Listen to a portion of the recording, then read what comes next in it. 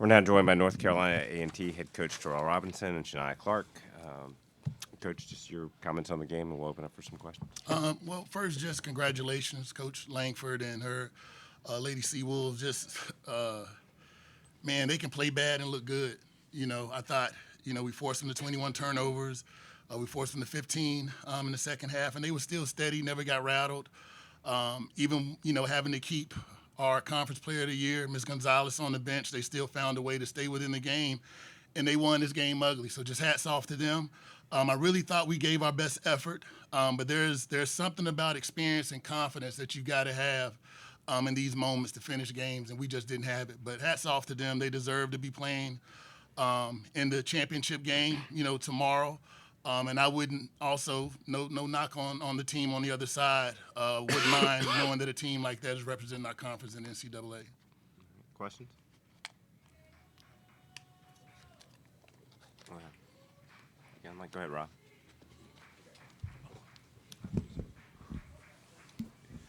Hey, Coach, and this is actually for both of you all. Obviously, second year in the CAA.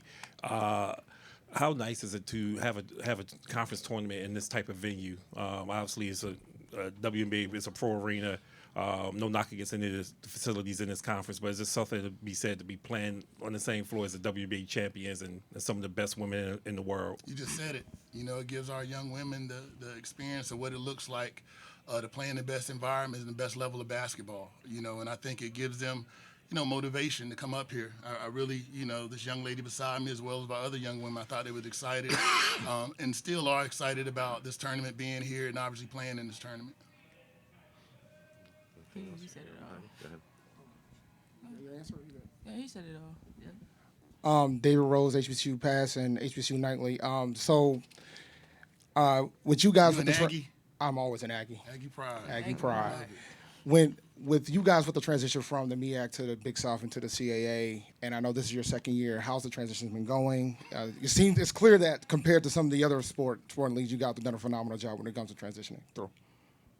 I mean, we've won. We've been at the top half of the league, even though we weren't necessarily picked both times, the last 2 years. But I think we're earning and gaining respect. This was a hard-fought game against a really, really good team. We got into the double bye. We were outside of it last year, so we had our rest and all that stuff. But we recruit the type of young women that want to represent this university and this program and want to be coached by me, and then we try to put the best product out there. Shania, double-double for you today, 13 and 12, going against some pretty good inside players. What went so well for you today? Yeah, I could have done better.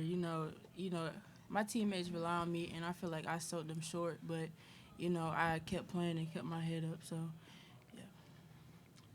Coach, not a great shooting day for you guys, especially from three. Was that Stony Brook, or did you get the looks you wanted and just didn't go in today?